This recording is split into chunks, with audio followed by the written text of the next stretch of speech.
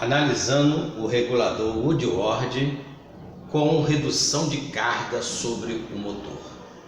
Inicialmente vamos partir que o motor esteja em equilíbrio, massas girando na posição vertical, em equilíbrio de força com a mola de acionamento. Massas e mola em equilíbrio permite que a haste de velocidade posicione o braço oscilante em uma determinada posição em que a válvula piloto mantenha hidraulicamente o êmbolo de força travado, fechando a câmara inferior, e a pressão de descarga da bomba de engrenagem atuando na face superior. O excesso de pressão recirculando para a carcaça através do êmbolo de compensação.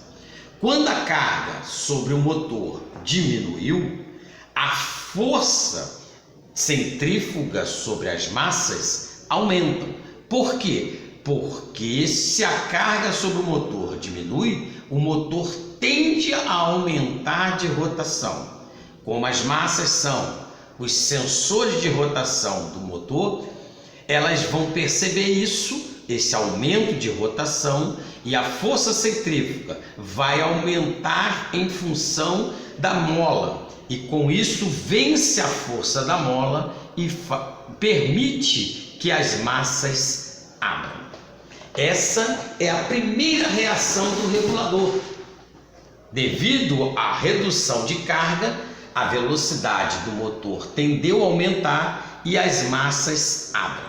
Quando as massas abrem, elevam através da alavanca o apoio inferior da mola, comprimindo a mola de acionamento.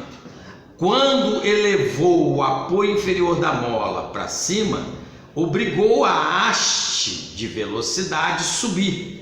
A haste de velocidade subindo, através do pivotamento com o braço oscilante, fez a extremidade do braço oscilante subir. Isto obrigou a válvula piloto a subir.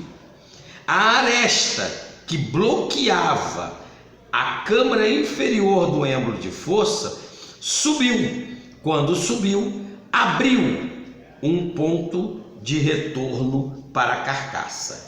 Agora, a câmara inferior do êmbolo de força está ligada pela válvula piloto à carcaça do regulador.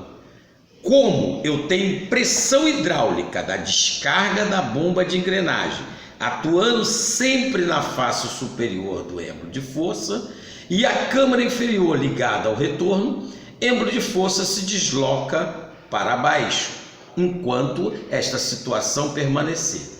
Ao deslocamento do êmbolo de força para baixo, ele puxa esta alavanca, que através da alavanca do eixo terminal fará o eixo terminal, o eixo de saída, girar no sentido de reduzir o débito de combustível para compensar a redução de carga que ora aconteceu.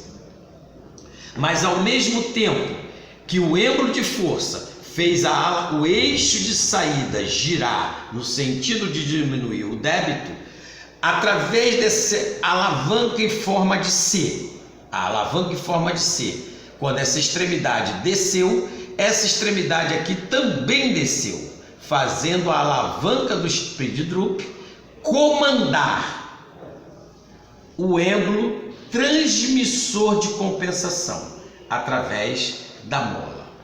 O sistema de compensação vai atuar neste momento, evitando que o motor entre na zona de fumaça. Então, quando a extremidade do eixo terminal baixou por essa alavanca devido ao movimento de descida do êmbolo de força, essa extremidade, devido a essa peça ser em formato de C, essa extremidade também desceu, movimentando a alavanca do speed drop, que provocou a subida da haste do êmbolo transmissor de compensação. aumentando a tração da mola do êmbolo transmissor de compensação, obrigando o êmbolo transmissor de compensação a subir. Este criou uma depressão na sua câmara, e esta depressão foi transmitida através da válvula agulha para o êmbolo receptor de compensação. Esta depressão provoca a descida do êmbolo receptor de compensação, que puxa a haste do braço oscilante nessa extremidade para baixo. Com isso, a válvula piloto, que havia sido elevado pela haste de velocidade, ela é abaixada pela haste do êmbolo receptor de compensação, evitando que o deslocamento da válvula piloto seja muito amplo e com isso provoque que o motor trabalhe na zona de fumaça. Esta é sempre a função do sistema de compensação, é diminuir a amplitude de deslocamento da válvula do piloto e com isso diminuir a possibilidade do motor entrar na zona de fumaça.